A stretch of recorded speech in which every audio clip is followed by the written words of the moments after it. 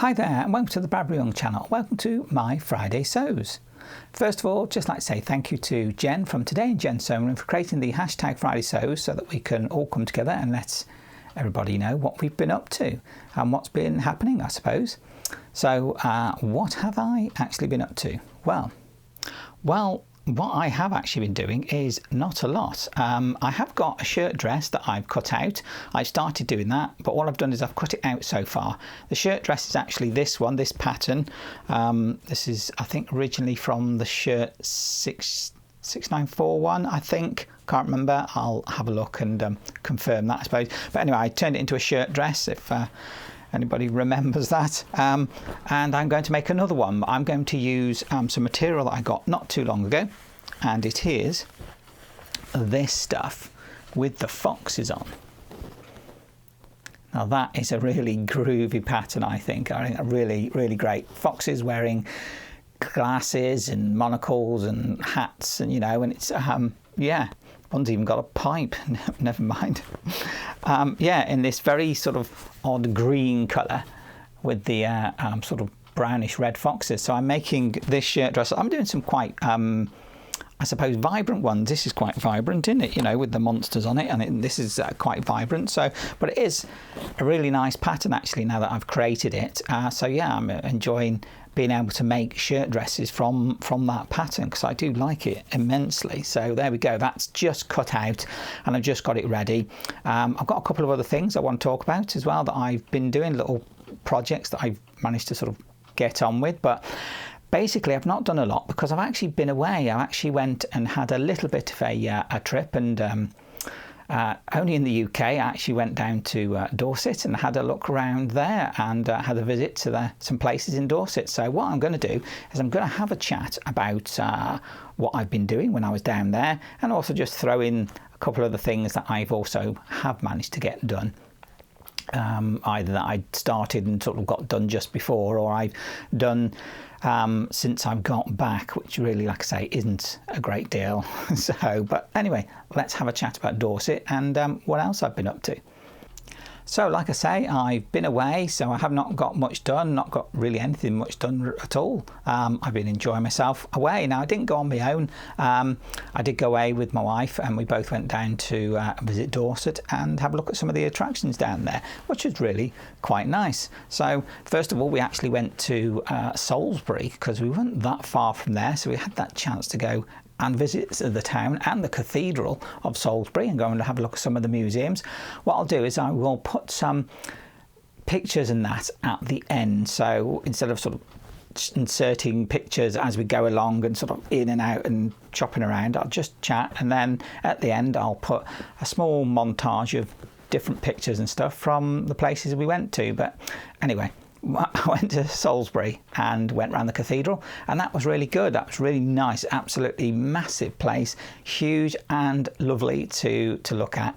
Really, really, really, really nice place to go and visit. It was clean. It was nice. It was tidy. Everybody seemed very friendly.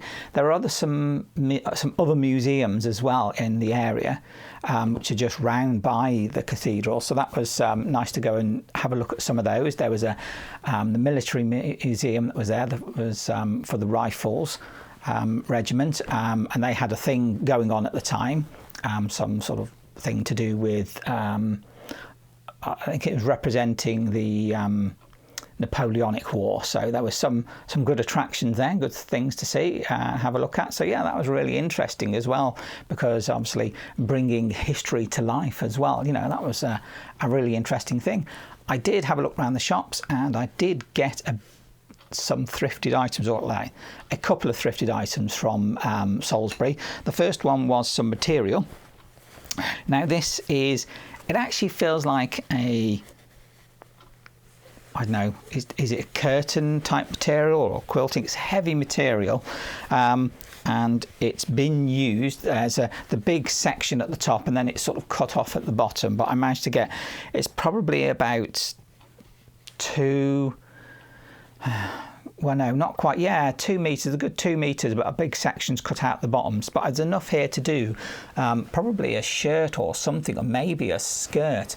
You can see that it is patterned. It's green and it's got some patterning to it. I say it is quite a heavy material. I'm not sure what it's made out of. Feels a bit like a polycotton, because like I say, that's why I think it's a curtaining material, but it does feel nice.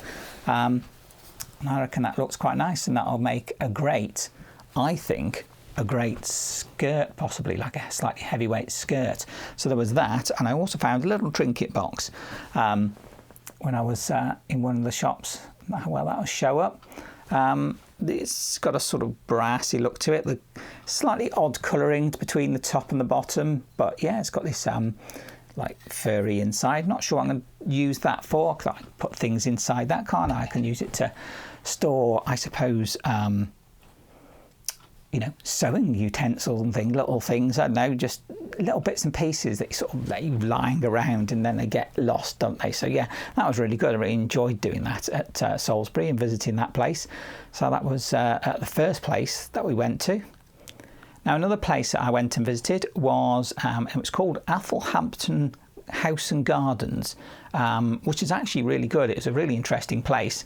The original site is Anglo-Saxon, hence the name Athel, from one of the Anglo-Saxon, I think it was one of the Anglo-Saxon kings or nobles, was obviously Athel being an Anglo-Saxon name. So that's where the origins of the site come from the Anglo-Saxon times, but it's been obviously lived over many years, many centuries, and it's been developed and changed and, you know, brought up to date to some extent, and, you know, obviously was in private ownership until more recently.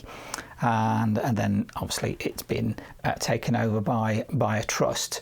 Now, it's not part of one of the bigger trusts, not like the National Trust or English Heritage, nothing like that, but it is under a sort of trust of some sort. But it is actually a really lovely place. It's not that big, it's not too big a place, so actually walking around the garden is really pleasant, because you're not having to walk miles and miles and miles like some of these big stately homes. So that was really interesting, really nice to go there and visit it and just have a good wander around and just look at the gardens. And also went and had a look in the house as well, which obviously they keep in sort of period to some extent. Certain parts are in a sort of older period that they're showing, and some of it is in a much more modern period. But when I say modern, we're talking sort of 50s, 60s sort of time, when it was still lived in by its owners. But yeah, a really lovely place to go and visit. I really enjoyed doing that. So yeah, Athelhampton House and Gardens, which was very interesting. So I think I'll mention one of the other makes that I did do, one of the other things I've got done. I did make something very simple. It's another slip. Now, if any of you remember, just recently I made this one to go under things like this shirt dress, because they're not lined. So a little slip, and I decided to make a second one. This one is a little bit different. The first one is just 2 panels, literally just 2 pieces of material. This one is 3 pieces of material. 2 for the back, 1 for the front. It's a little bit longer than the first one I made, but this one, the channel, I elasticated it, put some elastic in there to elasticate the channel, and then put some ties, some tags ties on the ends, so that I can then tie it up, but I can still get it on easily, because you know, it does open up quite wide. And again, it's a really nice one. It just sits underneath a garment like this one, just tie it up on the waist, and that just means it hopefully when out and about, the garments will move a bit better, and they won't, you know, like they can do. Cotton can cling to some extent. So yeah, now I did take this one with me on holiday, and I did wear it, because not all of my skirts and that have linings, so that was very useful to have. And I thought, well, I want a second one, so I made a second one, so that's very useful to have. Now, a couple of other places that we did go to were, first of all, Corfe Castle. Went and had a good walk around Corfe Castle. Absolutely huge. The place is just massive. Even though it's a ruin, it's still huge.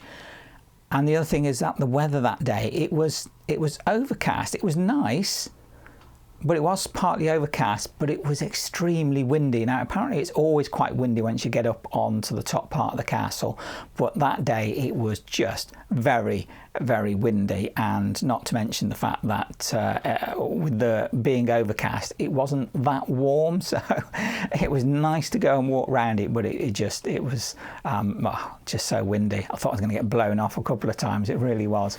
Wasn't overly busy, but there was enough people there.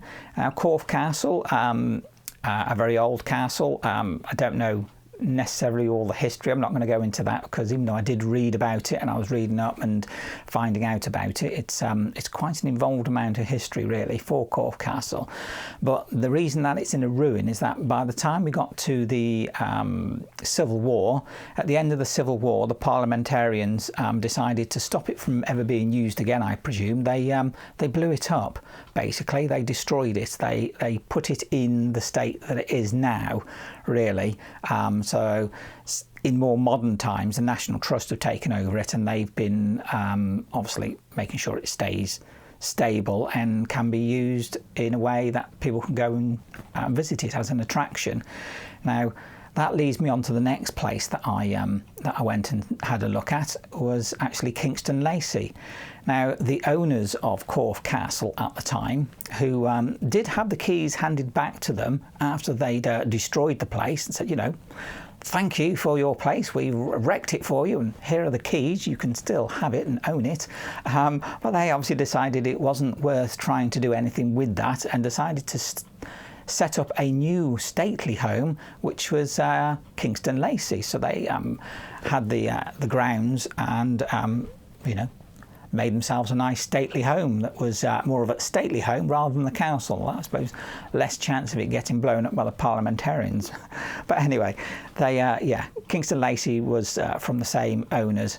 And that's where the Kingston Lacy estate came from. So I went there as well, and that was a really nice walk around. Again, it's a stately house with grounds, much bigger than the Athelhampton house and garden.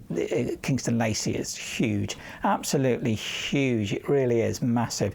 You could probably go there 2, 3, 4 times, you know, and still not have gone round everything and every single part of it. It is a pretty large. It got really quite extensive grounds, so didn't get to see all of that, but I got to see enough that it was really nice to go there and have a good look round. Again, say that's National Trust as well. So that was a really enjoyable day to go there and have a look round. Well, they went on 2 different days, Corfe Castle and Kingston Lacy. I didn't go on the same day because you never get round them in the same day. But yeah, that was really, really interesting and really nice to go and see. Now, another little project I did get finished, I've just finished off. Now, I'd started this project before I went away, and as soon as I got back I thought I need to get and finish it. Didn't need much else doing to it. Is this. I don't know if anybody remembers me showing this. My friend gave me some items, some clothing, and I was going to upcycle them, and this one was originally a jacket, and it was way too big. All the lining was knackered and the collar was a bit rough, to say the least. So I took it apart and I put it back together, but really more as a dressing gown than anything else, because it's got no lining on it. The material that it is, it's not going to fray off, so I haven't finished off the cuffs at all, because I don't think I need to, but I redid the way the collar sits, and I've done this thing where this front piece comes up and bends over. That's got a button on there, but it's just on there to hold it in. It does no buttonhole. And then I got these toggles. I can get up there to show you it. I've got these toggles to fasten up on the front, so I can fasten it up and have it like that, fastened up, you know, so I can use it as a dressing gown more than anything else. That's really all I want it for. Still got the pockets in the front, so that's brilliant. It came out quite nicely. Just sort of took it apart. It was quite easy to take apart and then put it back together once I'd cut out the parts that I wanted to, and made that, you know, with no lining in it. I'm not going to put it on because here in the UK we've got well, the weather's actually improved just lately, and it's gone quite warm. So if I put this on, I'm going to melt. I'm already sweltering as it is at the moment. But yeah, don't want to be wearing a sort of woolly dressing gown at the moment. But yeah, made a dressing gown out of it. Nice length as well. So there we go. That was another project completed, which I was glad to get out of the way because it had been hanging around before I went off. And when I came back, I thought, I need to get and sort that out. That needs doing. But there you go, all done and ready and to wear. Well, when it gets colder again, I suppose, which actually is oddly not happening at the moment, which is odd for the UK. But there you go, that's our weather for you. Now, when I was at Kingston Lacy, I did get a couple of items. Well, I had a look around. I did find a book, but I can't remember what I've done with that. I think it was a like a poem book, a book of poems for things like I think it was to do with poems for the morning or something, or sunrise. Can't quite remember because I can't find the book. I've put it down somewhere. I don't know where it is. I did also get a couple of bits of call them rock. they had this little display with just like, I suppose, call it the kids things, the trinkets and stuff. So I decided to get them. The first one is some amethyst. I don't know when that shows up, but yeah, I thought I'd get some. Got a little bit of this amethyst that, you know, you can buy. You know how it is. They put them in a little plastic thingy, and you go and buy them and shove them on your shelf as a memento of having gone somewhere. And the next piece is this sort of sparkly thing. Now this, which is actually quite heavy, is iron pyrite, of which some people may know as fool's gold, or sometimes that's what it's called. And it is quite sparkly and shiny, and it is quite heavy as well. But yeah, it's not gold, it's an iron pyrite, they call it. On here it says fool's gold, so because it looks rather sparkly, and people looking for gold have found this sort of stuff and thought they were rich, and actually no, they're not. It's just a form of iron. But there you go. I bought them. I thought they were quite nice and interesting. So what else did I buy? What else did I get? Well, besides that, I actually visited a couple of other places, which was Monkey World. I've been to Monkey World before, I've been there quite a few times. It's always nice to go there and have a visit and see the primates that are there. Monkey World is it's not so much a zoo, it's much more of a rescue centre, really, rescue and rehabilitation centre really for primates, and that's what the owner actually does and deals with. That's what the main thing is that she likes to do, and been working with for many decades to bring regulation and safety to primates around the world. So that's always interesting to go and see. Now on that day it was just a little bit chilly, so we decided that once we've been there in the afternoon, we decided to scoot down the road and go and visit, because it's literally just down the road, and go and visit the Tank Museum. So went round, had a look at the tanks. It's not like a big thing of mine to go and see, but it was interesting to go and have a look. I have been there before a long time ago, but it was just, you know, it's a nice thing to just go out and go around and have a look. And I know it's not for everybody, that sort of thing, the Tank Museum, but yeah, it was interesting. I enjoyed doing that. So that was another day done with, which was really quite interesting. Now, when I went down to Dorset, we also visited a few towns. Like I say, went to Salisbury and had a look around there. We also visited a little town called Blandford and had a wander around there and had a look in some of the shops there. While I was there, I did actually go into one shop and do a little bit of thrifting and found, well, this. Now, this is a big tablecloth, basically, and it is pretty huge. There is a label on it and it says it's 100% cotton, so I've given it a clean. There are a few marks and that on it, but they've not quite come out, but that's not a problem. I like this. It's it has got writing on it, but I can't really see it. It's quite faint on there, the writings, but it is a nice sort of bluish green colour. more bluey than green, but yeah, it's a pretty big piece of material, so that's why I got it. I thought that would be great. So again, not sure what I'd make with that, but it can make quite a few things, I imagine, with that. But yeah, huge tablecloth. So a great find. I don't remember how much I paid for that. I think it was a couple of £2. But considering that's a large amount of material, and I will quite easily get a top, a skirt, or even maybe a dress out of it. I'm not quite sure yet without having a look to see what pattern will go on there. But yeah, brilliant. Found thrifted materials, which is always great to find when you're away, isn't it? Now, while I was away, I actually found a fabric store, a fabric shop to go and have a look at. And yeah, I bought some things. Now, it was a little shop and it's just down the road from Kingston Lacy. So it was in the neighbourhood, as it were, when I was there. So yeah, had a look around there and that was really quite nice. Now, the place is called Happy Stitcher, and it's a place called Pamphill. So if you happen to be passing that way, I'd say go in, have a look, and you never know, you might find something you quite like. But yeah, it was really interesting there. I did get some things, starting off with a pattern. Now, this was a second-hand pattern. Now, the sizing for this one, I think this is for the, it says it's the extra large sizing, so I don't know how that would fit, if it would be a sizing pattern, be a pattern for the sizing that would fit me or not, I don't know, but I thought I really quite liked it. It looks like a basic sort of wrap dress. It is the Butterick 5898, so yeah, nice basic sort of just wrap round. So yeah, I got that. That was brilliant. I really like that. I got some material, of course, because it is a fabric shop. So first item is this stuff. Now again, this is 100% cotton, because I always try to go for 100% cottons if I can. Look at that. That's absolutely brilliant. A nice purple sort of light to medium weight cotton. Absolutely fantastic pattern on there. I love the colours. Really, really nice that was. Really loved finding that.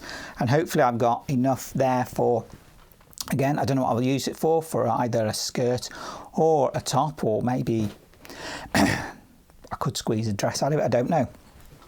The next item is a needle cord, and now this is a paisley, and it is absolutely gorgeous. I say, being a needle cord, I'm not quite sure what I'm going to use this for, because obviously you've got direction with this. I think I've got about 3 meters of this. Absolutely gorgeous material. Feels really lovely. Say like a medium weight material. So yeah, I've yet to work out what I'll do with that. Love the colours on this. It's black background with mainly sort of blues there. But yeah, absolutely lovely that was. So I've got that one. And the last item that I got there was, got it the right way, that one. Absolutely brilliant. This is like William Morris print. And this is, it feels like a medium weight cotton. Oddly enough, I didn't ask really, I just liked it and got some. So that is a brilliant, brilliant print.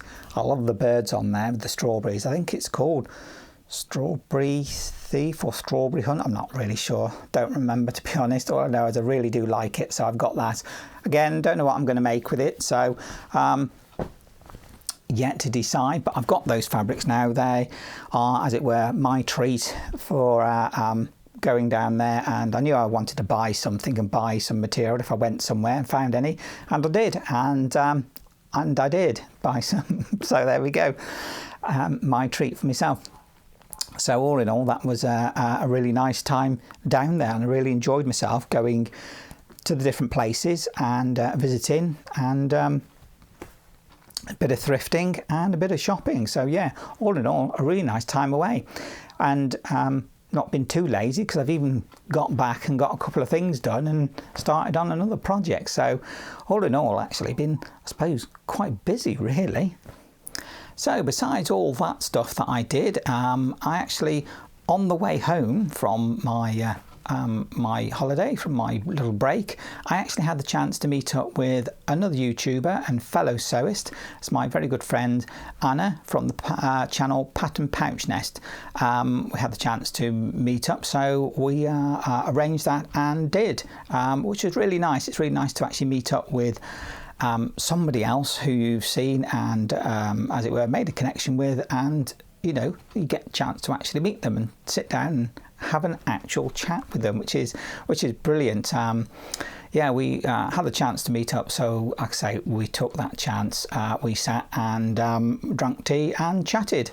I didn't take any pictures or anything like that, so I suppose we'll just have to take my word for it. But yeah, it was really nice to meet up with someone.